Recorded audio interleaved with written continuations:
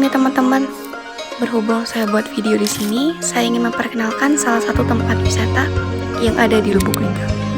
Bukit Sulap adalah salah satu tempat wisata yang ada di Lubuk Linggau yang beralamat di Jalan Bengawan Solo, Kecamatan Lubuk Linggau Utara 2, Kota Lubuk Linggau.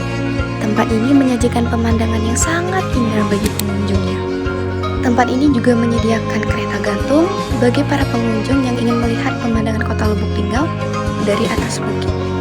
Tapi sayangnya, tempat ini sudah kurang terawat karena kurangnya minat wisatawan lokal untuk mengunjungi tempat ini.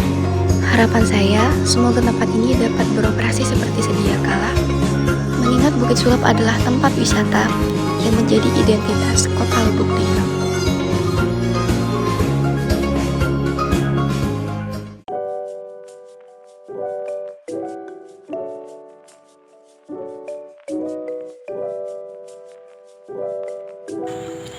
Assalamualaikum warahmatullahi wabarakatuh. Perkenalkan, nama saya Widya Aristisari dengan NPM 204240144. Di sini saya akan menjelaskan sesuatu yang sangat penting, yaitu tentang kelistrikan. Mengapa ini penting untuk kita bahas? Karena di sini saya akan menjelaskan siapa penemu listrik, arus listrik, sifat dan rangkaian listrik, jenis listrik, serta konduktor dan isolator. Mari kita mulai perjalanan ini bersama dengan menjelajahi setiap makna di balik karya yang telah saya siapkan.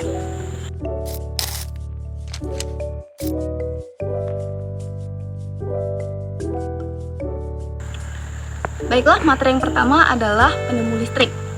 Teman-teman pada tahu nggak siapa ilmuwan yang dijuluki sebagai bapak listrik? Yap, Michael Faraday. Pada tahun 1831, Faraday berhasil membuat arus listrik dari magnet yang bergerak di dalam gulungan kawat. Pada saat itu, Faraday sudah putus sekolah dan bekerja sejak usianya 14 tahun. Ia bekerja di sebuah toko buku, dan karena itu juga, ia banyak membaca buku. Kemudian, ia melakukan banyak eksperimen yang membuatnya menjadi ilmuwan hebat. Keren bukan?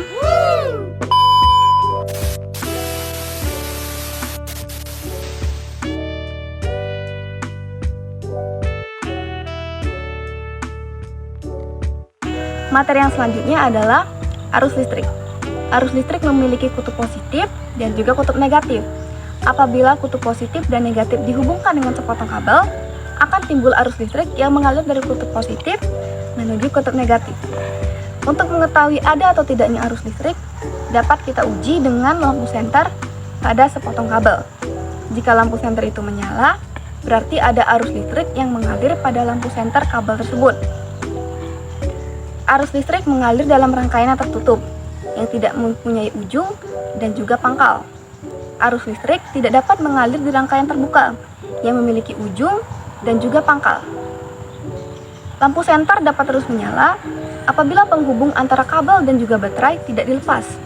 Supaya kita tidak perlu memasang dan melepas secara terus-menerus, dibuatlah alat yang dapat memutus dan menyambung arus listrik, yang disebut dengan saklar.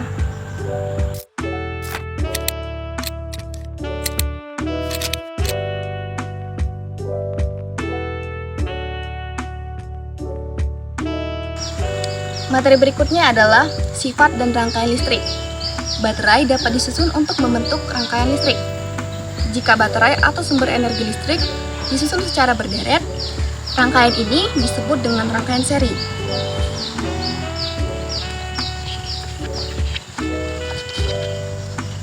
Sebaliknya, jika baterai atau sumber energi listrik disusun secara sejajar, rangkaian ini disebut dengan rangkaian paralel.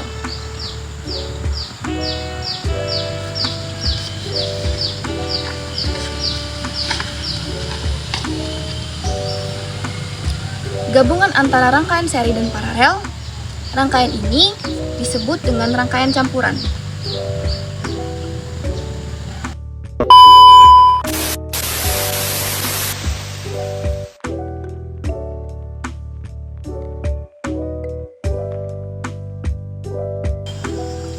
Selanjutnya, kita akan membahas tentang sifat rangkaian listrik. Pada rangkaian seri, jika salah satu lampu dimatikan, maka lampu lain akan ikut padam. Contohnya, pada baterai lampu senter, jika salah satu baterai habis, maka senter tidak akan menyala.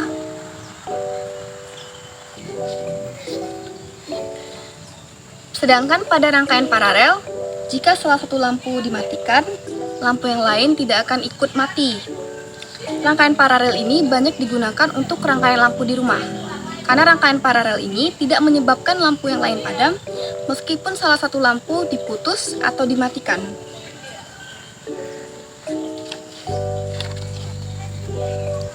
Dan yang terakhir adalah rangkaian campuran. Rangkaian campuran adalah gabungan antara rangkaian seri dan rangkaian paralel. Jika lampu A dimatikan, maka lampu yang lain akan ikut padam. Ini dikarenakan lampu A berkedudukan seri terhadap gabungan antara lampu B, C, dan juga D. Tetapi, jika lampu paralel yang dimatikan, contohnya pada lampu C, lampu yang lain tidak akan ikut terpengaruh.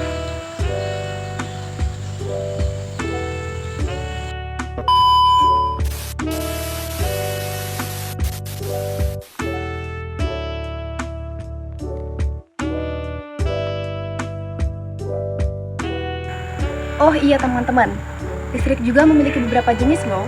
Yang pertama adalah listrik statis dan juga listrik dinamis. Listrik statis adalah kumpulan muatan listrik dalam jumlah tertentu yang tidak bergerak atau tetap. Contohnya adalah penggaris yang digosokkan ke rambut.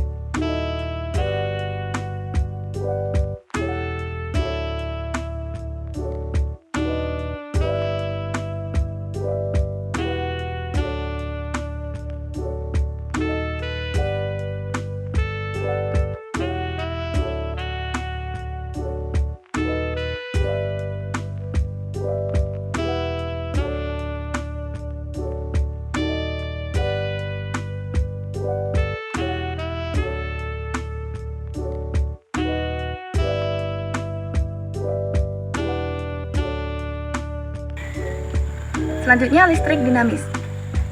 Listrik dinamis adalah kumpulan muatan listrik dalam jumlah tertentu yang mengalir atau bergerak. Manusia lebih banyak sering berhubungan dengan listrik dinamis dalam kehidupannya sehari-hari. Contohnya, ada kipas angin, AC, laptop, dan lain sebagainya.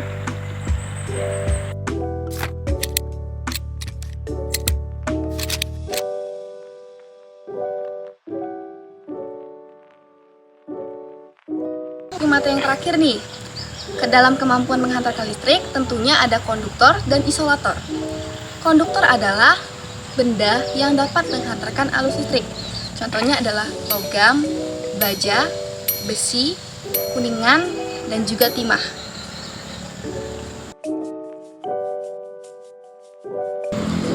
Sedangkan isolator adalah benda yang tidak dapat menghantarkan arus listrik.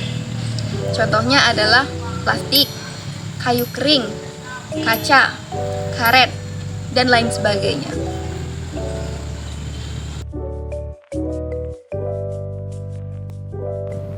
Sekian materi yang dapat saya sampaikan dari materi kelistrikan ini. Jika ada kesalahan baik dari penyampaian materi, kata-kata, maupun yang ada dalam video, saya mohon maaf. Saya ucapkan terima kasih atas perhatiannya. Saya akhiri. Wassalamualaikum warahmatullahi wabarakatuh.